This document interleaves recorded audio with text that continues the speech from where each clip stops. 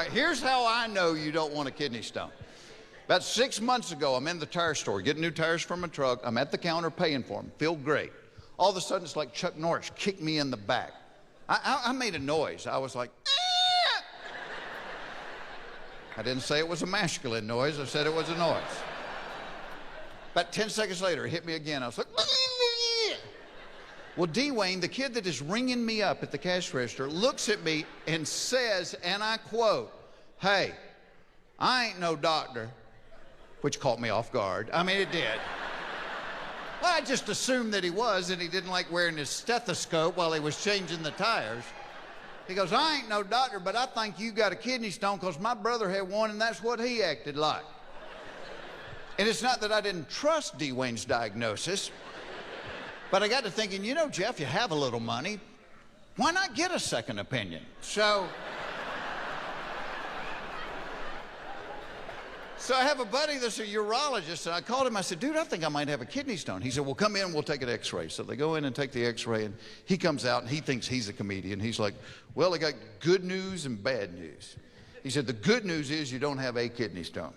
Bad news is you have 5 of them, and one of them is huge." Well, he then proceeds to give me an anatomy lesson. He said the stones form in the kidneys. He said they don't hurt when they're there. He said, but from the kidneys, they pass through a tiny tube called the ureter down to the bladder. And he said a big stone can be 5 or 6 times wider than the ureter. And the word stone, they need to rename it. It's misleading, because when you hear stone, you think smooth river rock, gently tumbling. A kidney stone looks nothing like that. A kidney stone looks like a ninja Death Star. It's got spikes and claws and blades and hooks, so it's not sliding anywhere. It is cutting through nerves and muscles and blood vessels. And he said passing a big one was the equivalent of trying to get a porcupine to walk backwards through a garden hose. So you could see where there might be some discomfort. And I really thought I knew what pain was before this. I remember when I was about 20, I'm spending the night at a buddy's house, and I got up in the middle of the night to go get a glass of water, and I didn't turn the light on, and I hit my little toe on their coffee table. I broke it 90 degrees sideways, knocked the nail completely off. I laid in the floor and said the F word 148 times in a row. Next to a kidney stone, that made that seem like a bubble bath with Jennifer Aniston. See, and the thing only hurts when it moves. You just never knew when it was going to move. I mean, you'd feel great. You'd be talking to people. People are like, "Jeff, what are you working on?" I'm like, "Well, I was just out in L.A. filming some more of the American Bible Challenge." "Oh, God, oh, Jesus, hold my hand. Help me, Jesus." They're like, "Boy, he takes that show seriously, doesn't he?" But the pain was nuts. I read online doctors say it's the equivalent of a woman giving birth with no meds. Any women here given birth and had a kidney stone? And both. You've had both. Which one was worse? Giving birth. What about you? Giving birth. Here's my argument as defense attorney for the kidney stone. A year or 2 after having a baby, a woman will say, "You know what? I'm about ready to have another child." You never hear a man say, "Well, I've about quit puking and crying. I think I'll drink a case of Coca-Cola and see if I can't work up another kidney stone." And when my doctor saw the big one, he immediately started writing me a prescription for Percocet. And I hardly ever take aspirin. I'm like, "Dude, you're wasting your time. I am not taking Percocet." Oh, you skinny mustache, bow-legged boy.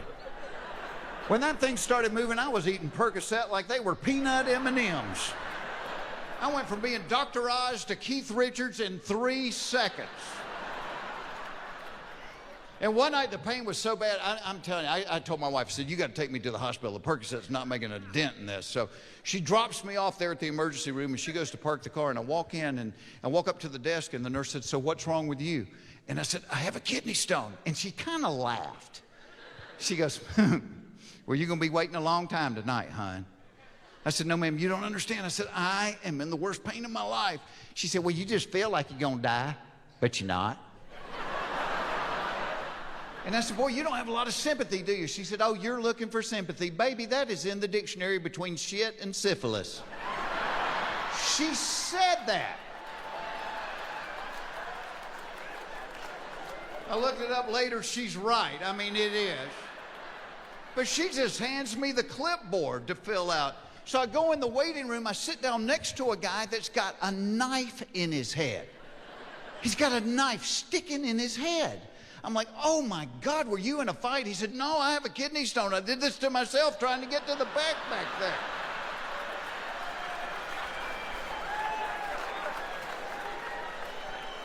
And sometimes when it would move, it would land in such a way it would block the urine stream, and then that ureter would balloon out, and it was the weirdest feeling because you felt like you were going to wet your pants, but then when you went, holy cow, did it hurt. So half your brain's like, you better go to the bathroom, you're going to embarrass yourself, you're going to wet your pants. And the other half's like, don't do it, it's going to hurt. And the kidney stone was like that Somali pirate in the movie Captain Phillips going, look at me, I am the captain of the ship now. I make the rules. And they had you pee through a strainer. Did they make you pee through a strainer? Because they want to find out what the stone's made of so they can take that out of your diet. So I felt like, you know at Christmas when you watch the old Rudolph thing, the prospector, Yukon Cornelius. That's what I felt like. Nothing. So y'all, this went on for 6 weeks. 6 weeks, every day I was in this pain. And you know, the thing would lodge and it'd block the urine, then it would move and it would hurt. And then all of a sudden I hit about 4 days where I felt great. And I thought, well, did I miss it in the strainer? Or maybe I passed it. And so I went back to the doctor and they took another x-ray. Well, the thing had lodged right in a bend in the ureter next to the bladder. But because it was lodged, it wasn't moving, so it didn't hurt. And it wasn't blocking the urine stream. And I'm like, hey, let's leave it there till the Lord comes back. But the doctor's looking at the x-ray. He goes, I don't like where that thing is at. He said, I'm going to give you about a week to pass it, and if you don't, we're going to have to go get it. I have a question. When you say go get it, what kind of trip are we talking about there? He said, well, we've got this flexible metal cord that has a retractable claw at the end of it. He said, we'll run that cord up the exit-only ramp, through the bladder. He said, we'll grab that stone and we will drag it out kicking and screaming. He said, once we get it out, we'll put a stent in that claw, go right back in a second time, and insert that stent into the walls of the ureter, which by now, quite honestly, have lost the will to live. He said, we'll leave it in there for 3 or 4 days. We'll go back in a third time, grab that stent, and yank it out. And I am thinking, since they outlawed waterboarding, this has got to be what they are doing to get terrorists to talk. So where's bin Laden? I do not know. All right, well, we're going to get that little metal cord with a claw and see if we can't find a kidney stone. Oh, you sons of the beaches. He is living in Pakistan in a White House on the corner. The gate code is... You will find him upstairs, last bedroom on the left. The idea of 3 trips with the claw scared the willy out of me. I'm like, I'll do anything to avoid this. So I read online, they said cranberry juice might help you pass one. I'm guzzling it. I am jumping on the trampoline. I am doing anything to get rid of this stone and avoid the claw. And it must have worked, because a couple of nights later, my wife and I were watching TV. I got up at one point to go to the restroom, and right in the middle of it, I had just real quick, sharp pain. You know, it was like, ugh! Y'all, I looked down, and there is this black, spiky, little pea-sized marble rolling down the inside of the toilet towards the hole. And my mother always says, Jeff, you don't have to tell everything. And I'm like, Mom, there's good money in it, trust me, all right? That being said, I'm not proud of this, but when I saw the thing about to go down the hole, I panicked. And so I turned, and when I turned, I peed all over the wall in the bathroom, including a brand new roll of toilet paper. I stuck my arm in that warm toilet water, I grabbed that thing, and I pulled it out. I zipped my pants up, I marched down the hall into the living room, I went to the mantle, I took down my People's Choice Award, and I put it right up there in the track lighting.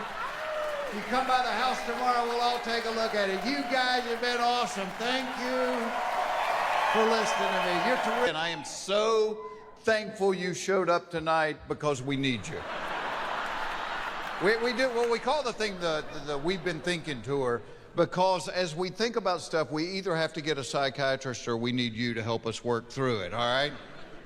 First example, this one's pretty recent. Last Thursday, my brother lives next door to me. His oldest daughter is in medical school. She's in her third year of med school, so in your third year, you have to do everything. And then your fourth year, you kind of specialize. So my brother told me last Thursday she called home to let him know that that day had been prostate check day. It gets better. There are 60 people in her class. They all check the same guy. That's why I need your help. This guy is rolled in a ball right here. And the guy told him, he said he had been doing this for 40 years, and that over the last 40 years, he had had his prostate checked thousands and thousands of times. I'm thinking, you're not doing this for the money, are you? And here's the deal, I don't feel bad for him. He signed up for it. You know who I feel bad for? His mother. And I tell you why, because every week this woman has to go out to lunch with her friends, and her friends are like, well, Inez, what is Billy doing now? Well, he is working all the time, but he said it is wearing his ass out. And here's the other thing I got to thinking about. You know, when they check it, and when, maybe the women don't know this, but they got the glove on, and then they put that jelly. 60 applications of jelly. There is no way this guy can drive home from this event. He can't stay on the seat, you know? It's like...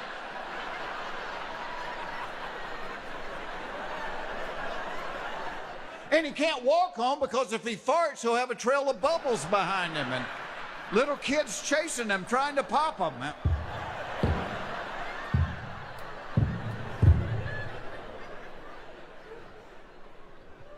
These are the kind of things we think about. Right. I think they probably pretty pissed off at me about right now. I'm bad for business, I guess. I'm the only guy ever gone from Nutrisystem commercials to heartburn medication right here on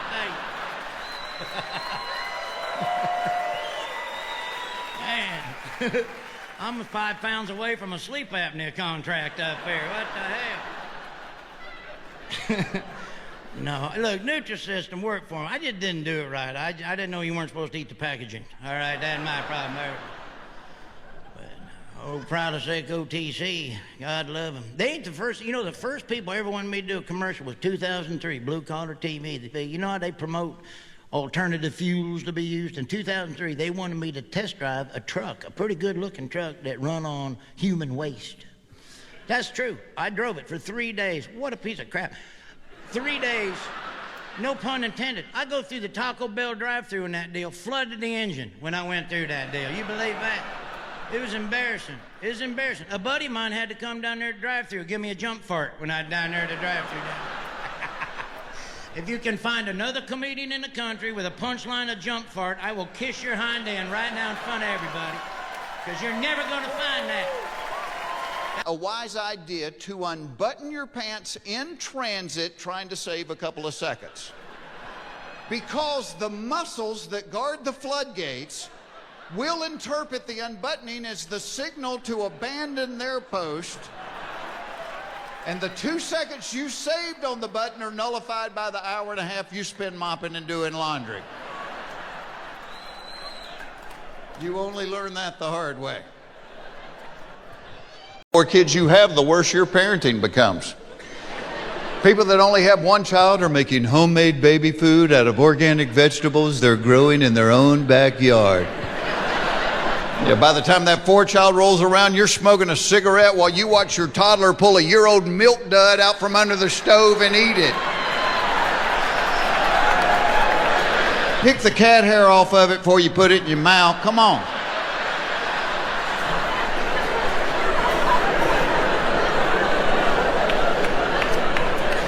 Fact of life, out of all the dinosaurs, the Tyrannosaurus Rex was the meanest, because his arms were too short to reach his wiener.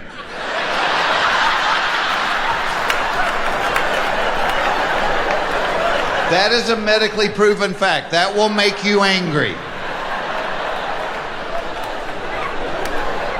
And you'll never watch Jurassic Park the same way again. Fact of life, if you're driving down the interstate and you come up behind that old pickup truck that has like 13 wooden pallets stacked in the back and they're held together by like 2 ratty bungee cords, we all say the same prayer. Dear God, do not let those bungee cords break until I get around this guy. What happens to them, we don't really worry about, but I need to get around it. Fact of life, when your kids go off to college, you need to be concerned about the excessive drinking, the wild sex, the sleeping till noon, and you need to worry your kids might be doing the same thing.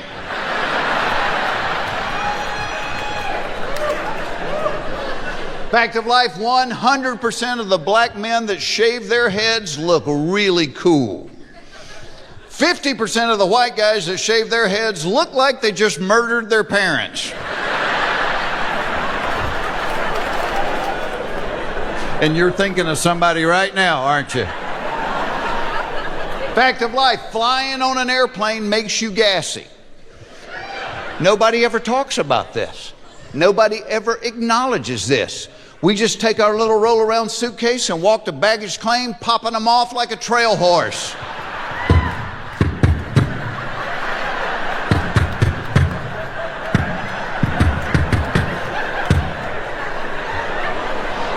Okay, let me tell you what makes me feel better. When I write this stuff, I don't know if it's just me or not. But when you laugh like that and start punching each other, I know there's others in the club. And I think that's why TSA is always in such a bad mood, by the way.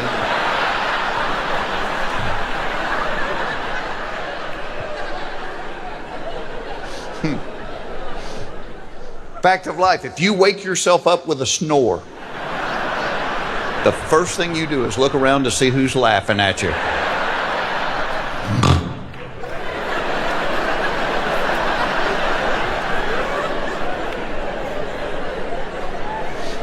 Fact of life, when your wife or girlfriend gets tipsy, there is a very fine line between her talking dirty to you and sleeping like a hibernating bear. And by fine line, I mean about half a sip. You wait till we get home tonight, mister. I'm gonna tear you up.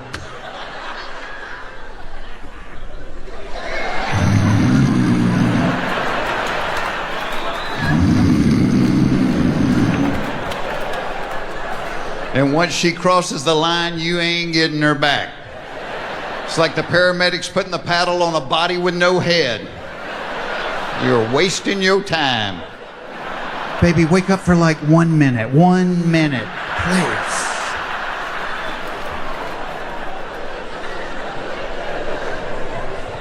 Fact of life, women always have more questions than men have answers to. Great example of this. 6, 7 months ago, I get a text one day. The text says, please pray for Tom. He was in a bad wreck. I walk into the kitchen where my wife is. I said, hey, I just got a text that said, please pray for Tom. He was in a bad wreck. She said, was he driving? I said, I don't know. I just got a text that said, please pray for Tom. He was in a bad wreck. Were Carol and the kids in the car with him? I don't know. I just got a text that said, please pray for Tom. He was in a bad wreck. Were the people in the other car hurt? I don't know. I just got a text that said, please pray for Tom. He was in a bad wreck. What hospital did they take him to? I don't know. I just got a text that said, please pray for Tom. He was in a bad wreck. She said, well, you don't know anything. What do you know? I know you need to pray for Tom. I just got a text, said he was in a bad wreck.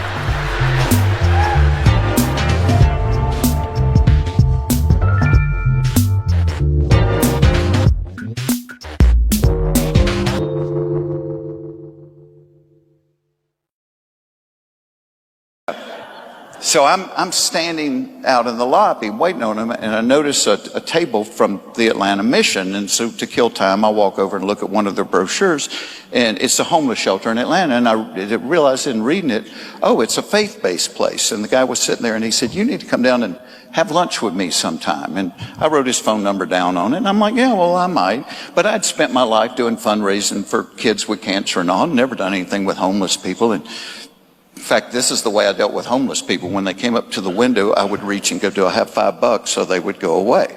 If I'm going to be honest with you, that's what I did. So he invited me down, and I asked him the first day, I said, why do you really want me here? I figured he wanted me to do a free concert or something and raise money for them, or to do their commercials on the radio or TV. And he said, no, I just wanted you to come down and meet some of the guys. Well, the first guy that sat down at our table was this 21-year-old kid named Jason. And I love knowing people's stories. That's where comedy comes from to me, is real life. And I said, Jason, what's your story? I said, you're 21. Why are you in a homeless shelter? And Jason said to me, well, he said, it was me, my brother, my mom, and my dad. And when I was 11 years old, my mom killed herself. He said, 2 years after that, my brother killed himself. And it was me and my dad. In my second year of college, my dad killed himself. And he said, I got to the point where I couldn't hurt anymore, and I started smoking crack. Flunked out of school, and that's how I'm on the street. And y'all, as I'm sitting there looking at this kid, I'm thinking, crap, I would have started smoking crack too. How much hurt can a human heart take? And I found from getting to know these guys, that was almost always the case. That the addiction, whatever it was, alcohol or drugs, that was a symptom. The cause was some kind of hurt they couldn't get over. I mean, so many of these people had been sexually violated or physically violated, and they just had a hurt they couldn't get past. And so a couple of weeks later, Joshua, the guy that invited me down, he said, you keep asking why I invited you down, I'm going to tell you. He said, I want you to lead a small group. These guys have never had a small group in their life, and I think you'd be a great leader for it. And I said, Joshua, there's 6 million people in Atlanta. You can't find a better person than me to do this? And y'all, this is the only thing we can do for God. This is the only thing we can do for God. It's when he whispers to us to say yes. That's how humbling it is. The only thing we can do is when he whispers.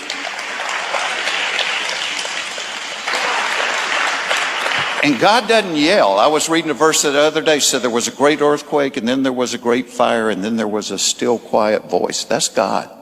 That's the still, quiet voice. God doesn't yell. That's why he tells you, be still and know. When I think about the Holy Spirit, I had somebody describe the Holy Spirit to me one time. Is the Holy Spirit's kind of timid and doesn't say a whole lot. The Holy Spirit just always points to Jesus. It's like, so when the Spirit's talking to you about something, he's like, that's what he does to me. And so I said yes. I had no training. I'd been in a small group for years, but these are homeless guys. And I will tell you this about homeless people. Once you start learning their stories and they become somebody's son and somebody's brother and somebody's dad, the way you look at them totally changes.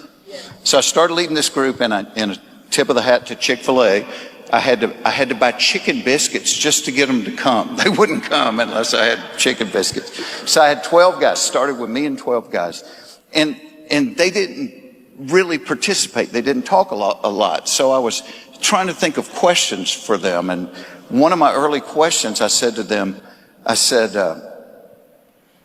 what is the Bible? And one of the guys said, it's just a book of rules. And I'm thinking, no, it's the greatest love story that's ever been written. So he said, it's a book of rules. And my buddy that was sitting there with me, he goes, really? He said, it's a book of rules. And he picked up his Bible, and there was a trash can there, and he dropped it in there. He said, if it's a book of rules, would that bother you? And one of the guys, the guy in the class that I was scared to death of, big, huge guy named Wayne, got up, walked over, and he pulled that thing out of the trash can, and he wiped it off. And he said, don't ever do that again. I said, well, Wayne, if it's a book of rules, why does that bother you so much? And Wayne said, let me tell you a story. He said, when my mother died, he said, I inherited $70,000 from an insurance policy. He said, I'd never had money in my life. He said, and I lost my mind. He said, we started buying crack. I got 2 girlfriends and we started partying all day long. He said, and when you're partying like that, you don't go to work. So I got fired about a week later. He said, but we didn't care. We had money and we were partying. He said, 2 months later, I got evicted out of my apartment. He said, so I had my stuff in some suitcases and backpacks. He said, and we just moved to cheap hotels and we're partying day and night. He said, but as we're moving around, I'm losing my stuff piece by piece. And he said, the only thing that I had from my mother was a Bible that she gave me when I was a little kid. And on the front page on the inside, she had written this love letter to me, telling me about how Jesus was the answer. He said, and as we're bouncing around, I realized I've lost the backpack that had that Bible in it. He said, this goes on for a few more months and then the money runs out. He said, next day the 2 girlfriends leave. And now I don't have an apartment. I don't have a job. I've got a crack habit and I'm on the street. He said, I'm on the street for a year and a half, living on the street, begging people for money. Still got my crack habit. He said, and this guy came by one day and he picked 2 of us, said he needed help with a project. Wayne being a big, strong guy, he picked Wayne and another guy and he took them to a place about 100 miles away where this guy had bought an old apartment building, 2-story apartment building. He was cleaning it out. He was going to refurbish it and rent the apartments. So Wayne said, I started on the bottom. My buddy started on the top. He said, I got all my stuff cleaned up, bagged up, and put it in the dumpster. He said, and I went upstairs to help my buddy, and he was down to the last room. He said, but out in the hall, he had a pile of stuff in the corner. I'm like, dude, you want me to bag that stuff up? And the guy said, well, those are things I found that might be worth something if you want to look through it before we bag it up. And Wayne said he went over there and started looking through the stuff, and he reaches down in the dust and the dirt and he pulls the book out and he opens it up, and there's the love letter from his mom.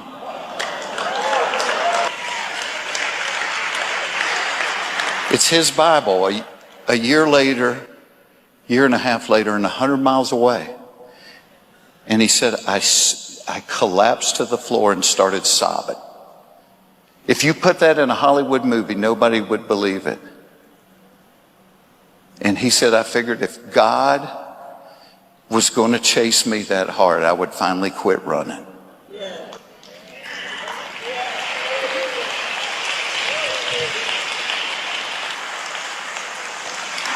But y'all, that's the God we serve. That's how much he loves us. And I just want to encourage y'all to be bold for people. Cheeks in honey and sit in a fire ant bed, but you do not want a kidney stone. How many people here have had a kidney stone? Oh, wow. All right, here's how I know you don't want one. A couple years ago, I was getting new tires put on my truck. They've already put the tires on. I'm actually inside at the counter about to pay for them. I feel fine. Out of nowhere, it felt like I got hit in the back with a bolt of lightning. I made a noise. I was like, ah! I didn't say it was a masculine noise. It was a noise. About 10 seconds later, it hit me again.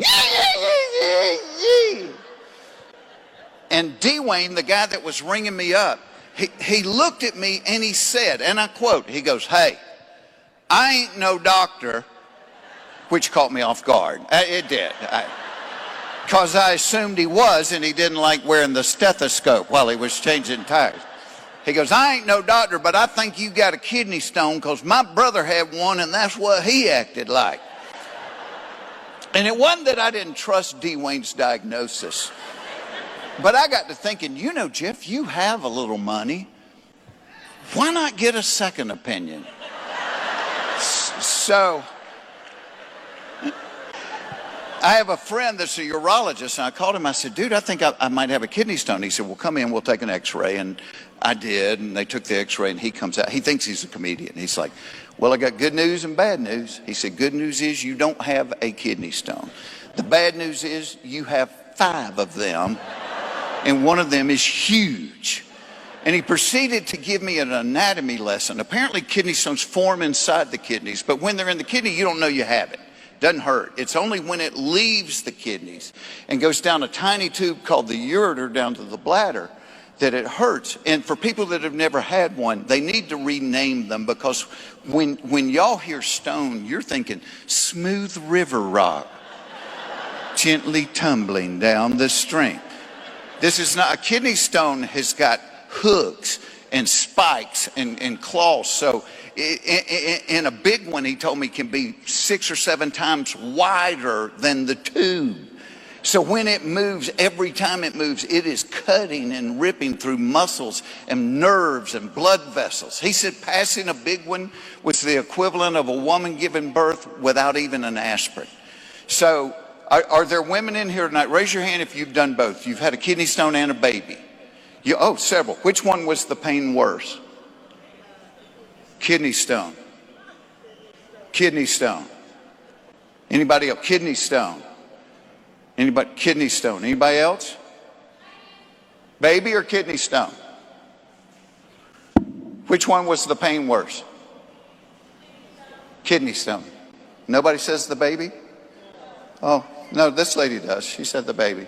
Okay, as defense attorney for the kidney stone, this would be my argument. A year or two after having a baby, a woman will say, you know what, I am about ready to have another child. You never hear someone go, well, I'm about through crying and puking. I think I'll drink a case of Coca-Cola and see if I can't work up another kidney stone. I mean, the point is, it's horrible pain. And when the doctor saw the big one, he immediately started writing me a prescription for Percocet. And I said, dude, I don't take aspirin. There's no chance I'm going to take a Percocet. That thing started moving. I'm eating Percocet like they are peanut M&Ms. I went from being Dr. Oz to Keith Richards in about 3 seconds. And one night the pain was so bad the Percocet didn't make a dent in it. And I looked at my wife and said, you got to take me to the hospital. I feel like I'm dying. And if you ever go to the hospital with a kidney stone, Jeff told you up front, they're going to laugh at you.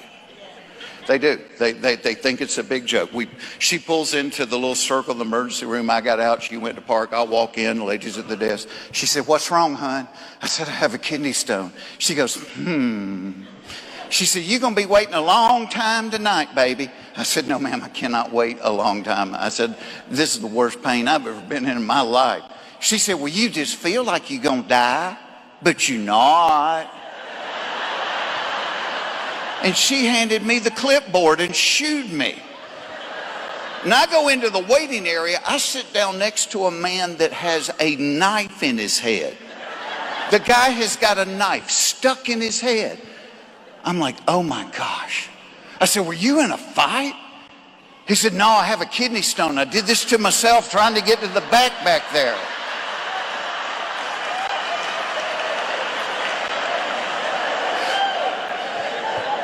And sometimes when this stone would move, when it settled in such a way that it would block the urine stream. And then all of a sudden that tiny tube ballooned up, and it was the weirdest feeling because you felt like you were going to wet your pants. But when you tried to go, oh my word, did it hurt. And y'all, this went on for 6 weeks. 6 weeks. I passed the 4 smaller stones, but that big one was moving like every day, and they're like, give it a chance. And man, when it moved, it would put me on my knees, and then it would block the urine, and I'd have tears rolling down my face. And I thought, I am going to lose my mind. And then all of a sudden I hit 4 days where I felt great. And I was thinking, well, did it dissolve? Or I didn't see it. Maybe it just, went away. And I went back to the doctor. They took another x-ray. Well, that big stone had lodged right at a bend in the ureter, right next to the bladder. But because it had lodged, it wasn't moving. So it didn't hurt. And it wasn't blocking the urine. And I'm like, let's leave it there till the Lord comes back, But the doctor, he's looking at the x-ray. He goes, yeah, I don't like where that's at. He said, I'll give you about a week to pass it. And if you don't, we'll have to go get it. I have a question. When you say go get it, What kind of trip are we talking about there? He said, well, we've got this flexible metal cord that's got a retractable claw at the end of it. He said, what we do is we'll run the cord up your exit only ramp through your bladder. He said, we'll find that stone, we'll grab it, and we'll drag it out kicking and screaming. He said, once we get it out, we'll put a stent in the claw, go right back in a second time, and insert this stent into the walls of the ureter, which by now, quite honestly, have lost the will to live. He said, we'll leave it in there for a week or two. We go back in a third time, we grab the stent, and we just yank it out.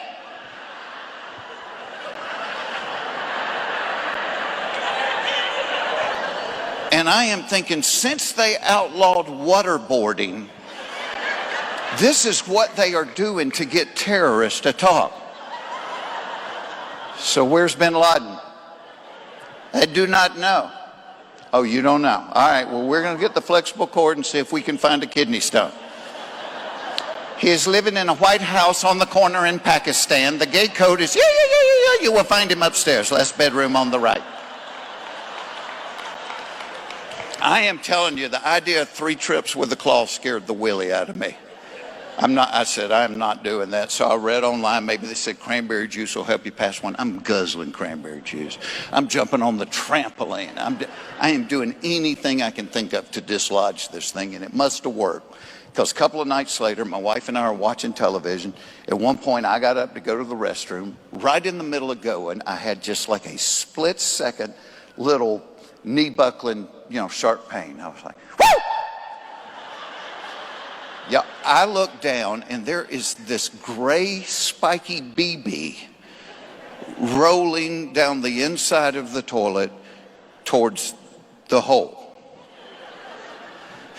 My mother always says, Jeff, you don't have to tell everything. Like, there's good money in it, Mother, trust me. And it's good. And y'all, I am not proud of this. But when I saw that thing about to disappear down the hole, after 6 weeks, I wanted it. And it was not a conscious thought. I stuck my arm in there, I grabbed it, and I pulled it out.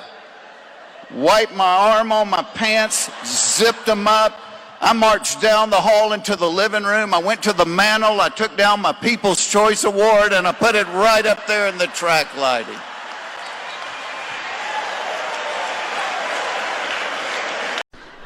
Because not only will you get the scary movie, you will also get their running commentary of the scary movie. Oh, look at this. She running around in her panties like that. Girl, put some drawers on. And put that hair up before he snatched that weave out your head. Now, can you see this girlfriend? She going back in the house. No, she going down to the basement. Girl, get your shit and get out there now.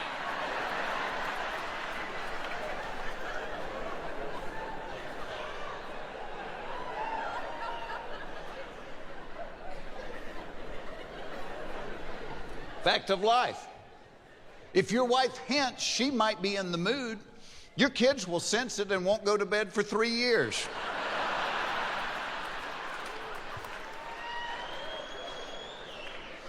Talking about kids, fact of life, the more kids you have, the worse your parenting becomes. People that only have one child are making homemade baby food out of organic vegetables they're growing in their own backyard. Yeah, by the time that 4th child rolls around, you're smoking a cigarette while you watch your toddler pull a year-old milk dud out from under the stove and eat it. Pick the cat hair off of it before you put it in your mouth. Come on.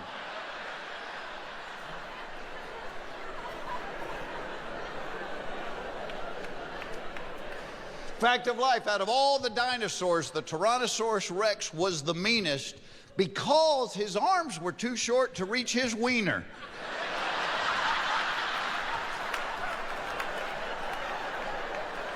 That is a medically proven fact. That will make you angry. And you'll never watch Jurassic Park the same way again. Fact of life, if you're driving down the interstate and you come up behind that old pickup truck that has like 13 wooden pallets stacked in the back and they're held together by like 2 ratty bungee cords, we all say the same prayer. dear God, do not let those bungee cords break until I get around this guy.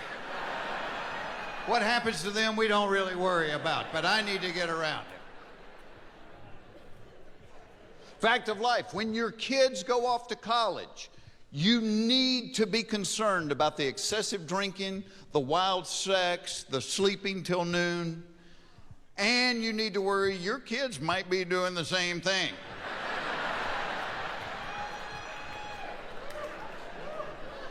Fact of life, 100% of the black men that shave their heads look really cool. 50% of the white guys that shave their heads look like they just murdered their parents. Assy. Nobody ever talks about this. Nobody ever acknowledges this. We just take our little roll-around suitcase and walk to baggage claim, popping them off like a trail horse.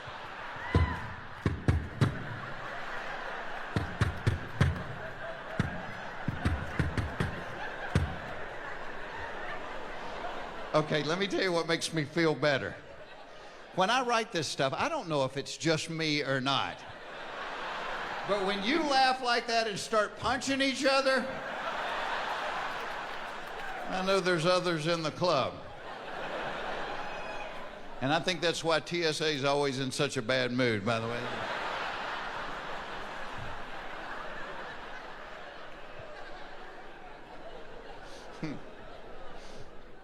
Fact of life, if you wake yourself up with a snore, the first thing you do is look around to see who's laughing at you.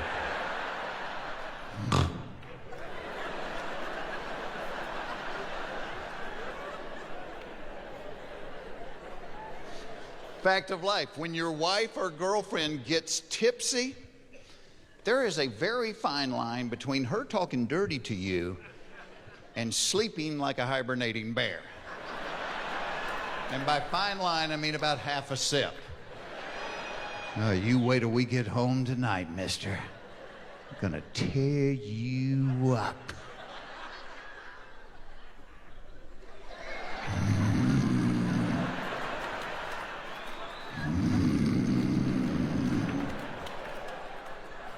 And once she crosses the line, you ain't getting her back. It's like the paramedics putting the paddle on a body with no head. You're wasting your time. Baby, wake up for like 1 minute. 1 minute, please. There's two. Great example of this. 6, 7 months ago, I get a text one day. The text says, please pray for Tom. He was in a bad wreck. I walk into the kitchen where my wife is. I said, hey, I just got a text that said, please pray for Tom. He was in a bad wreck. She said, was he driving? I said, I don't know. I just got a text that said, please pray for Tom. He was in a bad wreck. Were Carol and the kids in the car with him? I don't know. I just got a text that said, please pray for Tom. He was in a bad wreck. Were the people in the other car hurt? I don't know. I just got a text that said, please pray for Tom. He was in a bad wreck. What hospital did they take him to? I don't know. I just got a text that said, please pray for Tom. He was in a bad wreck. She said, well, you don't know anything. What do you know? I know you need to pray for Tom. I just got a text that said he was in a bad wreck.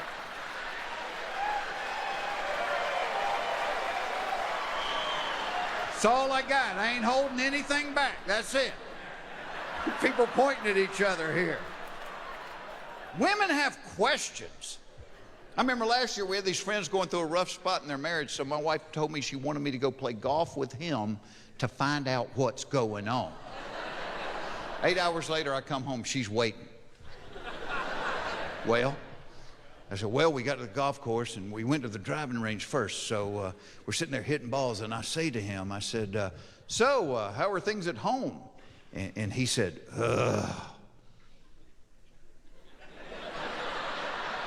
That's my report. You didn't ask him anything else? No, we started talking about football after that. She's like, how can men be so emotionally unattached? I said, well, that's just the way we're wired. We can't afford to be emotionally attached. Not the way we talk to each other. This is the way men talk to our friends, the guys we love the most. A guy will be walking down the street, see one of his best friends and say, Mike, how you doing? I love that shirt. Did Elton John have a yard sale? What the hell do you weigh now? About 2 tons? Good God, dude, eat a salad, you bald-headed fat bastard. That's how we talk to our friends. I told my wife, if women talk to their friends the way men talk to our friends, y'all would never get out of bed. It would be fun to watch, so. Phyllis, is that a vein on your leg or a tattoo of the Amazon River? Judy, I love those stretch pants. Did you drop a bag of marbles in the back of them?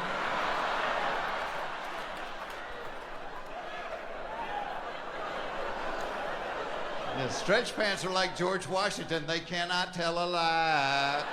No more letting people over 65 forward emails. They can use the internet, they just can't forward emails. They cannot contain themselves, they forward everything. I spend hours a day deleting the emails of my father-in-law and my mother. And my father-in-laws are always the political ones. If you don't send this to 1 million people tonight, you are not an American. Well, I was gonna watch TV, but this is gonna take a while. And my mothers are always the humorous ones, which she mislabels in the subject line. She'll have funniest thing I've ever seen. No, it's not, Mother. It's 2 kittens in a clothes basket. At best, it's mildly amusing, and you're distracting me from surfing the web looking for nursing homes within driving distance.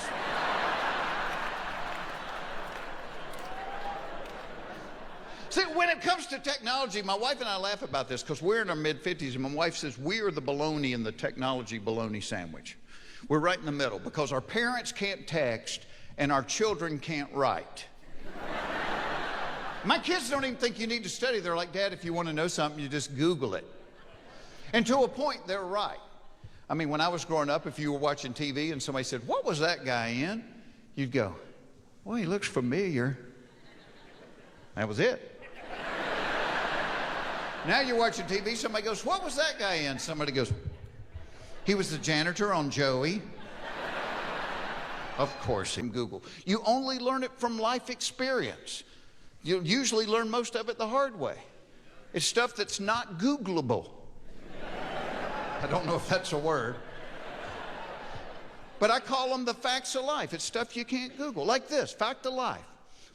If you are trying to get to the bathroom in an emergency situation, it is not a wise idea to unbutton your pants in transit trying to save a couple of seconds. Because the muscles that guard the floodgates will interpret the unbuttoning as the signal to abandon their post, and the 2 seconds you saved on the button are nullified by the hour and a half you spend mopping and doing laundry. You only learn that the hard way. Fact of life, out of all the cereals, Captain Crunch is the most time intensive. Here's what I'm talking about. You eat it too soon after you pour the milk on, and you will rip the roof of your mouth to shreds. You wait too long after you pour the milk on, and the captain will put a film on your teeth a wire brush can't get rid of.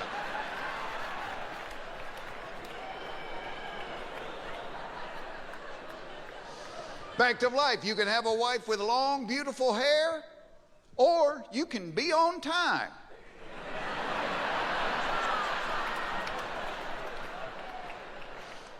Fact of life, if a cable or satellite company promises you something for free, in 6 months you are going to get a bill that looks like Ron White's bar tab.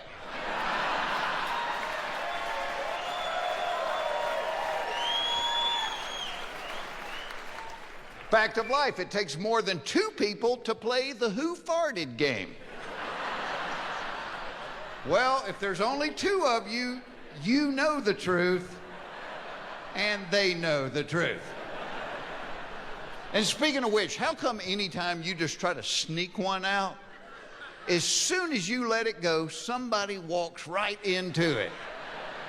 You could feel it brewing. You could get on a plane, fly to South America, go to the Arctic Circle, get on a dog sled 300 miles to the South Pole, look around, not a living thing in sight. Soon as you let it go, hey, Jeff, are these your car keys? Ah! Oh, my God, what'd you eat, dog food? Ah, it's in my mouth, it's in my mouth. Ah!